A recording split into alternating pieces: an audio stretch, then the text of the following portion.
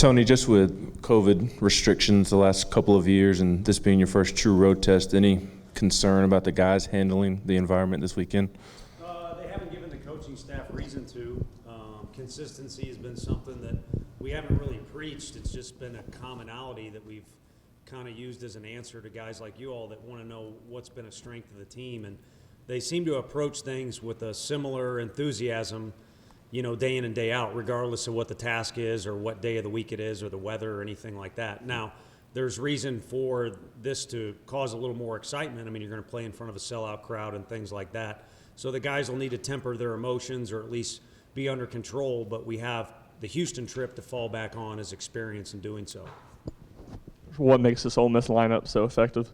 Experience, strong coaching, tradition in the program, experience in a lot of those at-bats. I mean, Mr. Elko's like 2 years younger than I am. I've run into him a few times. He's definitely cooler than I am and a better hitter too. But he sits in the middle of the thing, and he's surrounded by guys that are very athletic and guys who have a lot of at-bats underneath their belt. Tony, you guys in SEC play have won 6 straight road series. What are traits that lead to success in SEC play? On the road, having Sean Hunley and Liam and Max too. And I say that kind of jokingly, but also applauding those guys' efforts because they're the ones that, along with the other players that get credit for last year's. This will be a new script with this year's group. But you can pay attention to the qualities that those two guys in the middle infield brought to the table last year and reasons why Sean Hunley, or you guys will speak with Redmond later on, guys like that, Camden Sewell, have been successful in Hoover or in a regional or on the road, and you can follow that lead. And I think our guys are familiar with those players because they either played with them or they watched them on TV as a future Vol last year. Tony, a couple things. One, I don't know the last time we asked you about Blade and Seth. How are things going there? And do you feel like they could return fairly soon? And if they did, would it both have to be bullpen first, or how would that go? It would be, long toss, stretch it out, bullpen first, face our hitters first, and then pitch in some sort of game. And both guys, I can tell you, are literally in my face about I don't need I don't need to be babied when it's back. I want to be in the fire.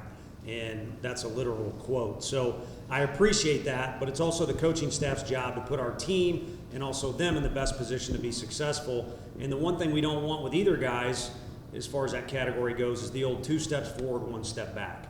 So it has been a little slow for folks like you or fans, and definitely the 2 kids, but we're building up at a pretty good rate right now. And Blade just threw this morning. He's not very far off at all from being able to see game action. Seth Halverson was ahead of him, but has had a couple setbacks, the main one being wisdom teeth being pulled, so missed a few days of throwing there, but he won't be far behind Blade, I don't think so.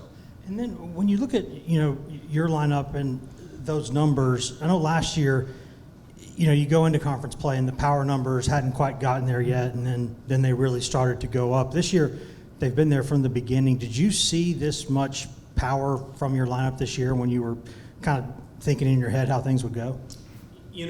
I think the last 2 years there's been a little bit of flavor there that has shown 2 of our staff members and myself. We had a club at Arkansas that kind of did similar damage in the fall and the spring, and those months don't actually predict exactly what's going to go on in the spring, but there are certain patterns.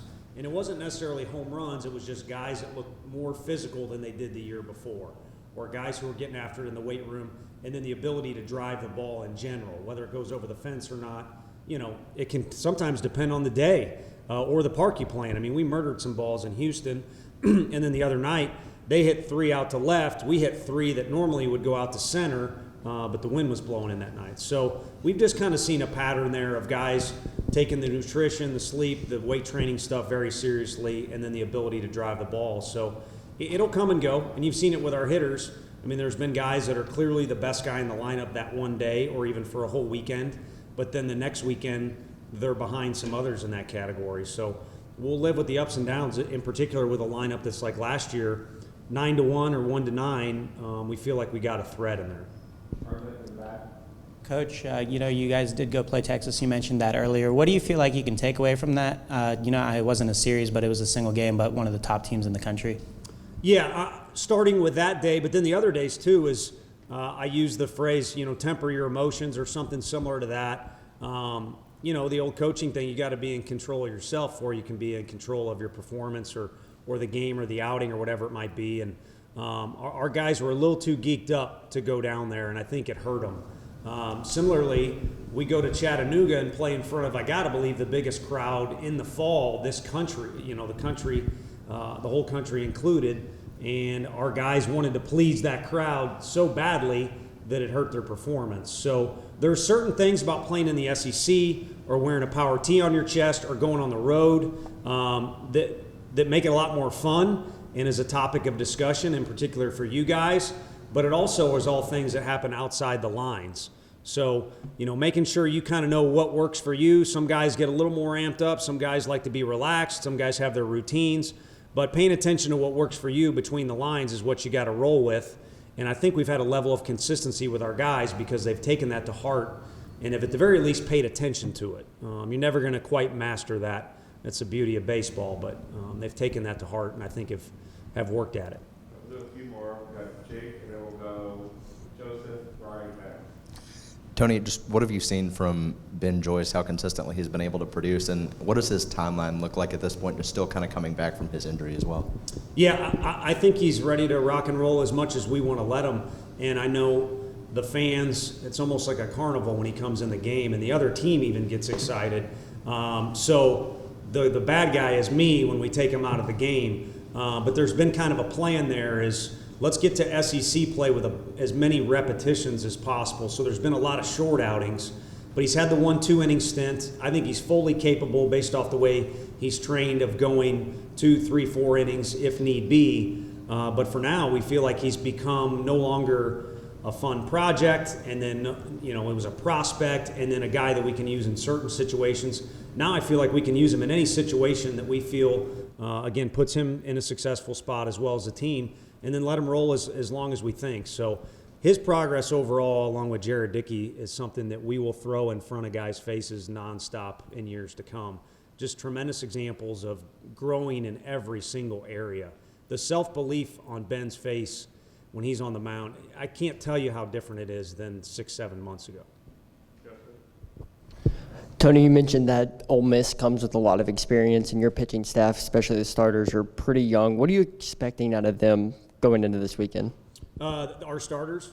Yeah, I think, again, you fall back. It's an easy one, but you fall back on the fact they got to pitch in front of a bunch of scouts on the MLB network, Major League Stadium, against big-name teams, and that helped.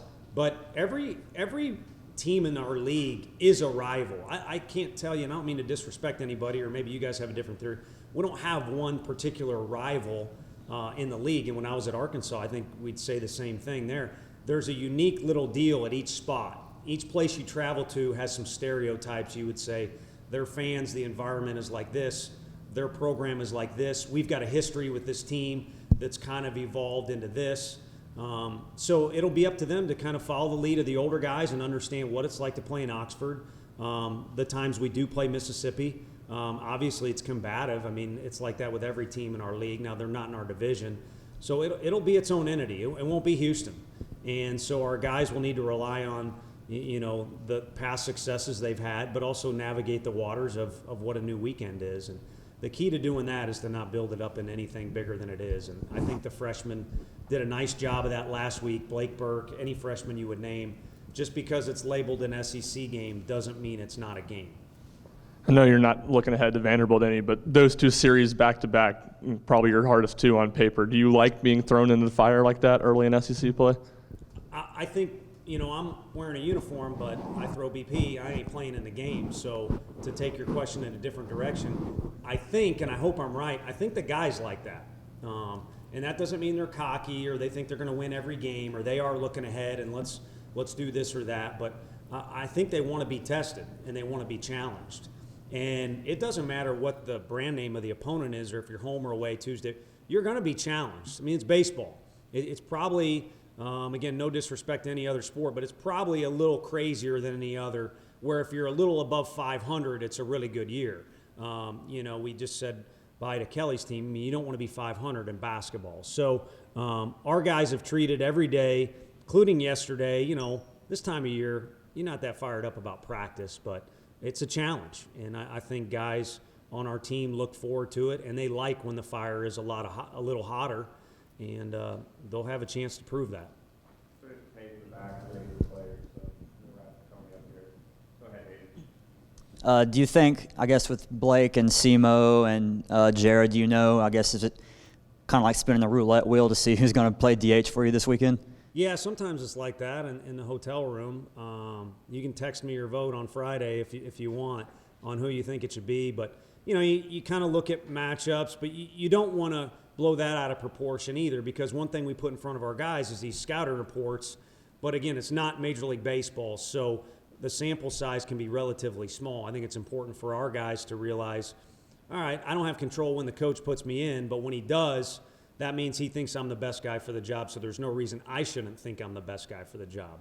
And to be honest with you, these kids on our team or any other kid, you don't battle with the coach for playing time other than proving, with your work ethic you're ready to go. But the guys on the bench should be thinking they're the best guy for the job. And so they should be watching the game as if they're in that situation to pinch run or to pinch hit, or they're the DH for the day. So we'll go with what we think is the best move on Friday. And then the one thing I like about our kids is they are in the game. So in the fourth inning, if we want to pinch run or make a quick change, I feel like the guys are ready, and the guy will knock them up that's coming out of the game and say, go get them, do as well as I think that I would have done in that spot. Thanks, Coach. All right, thank you.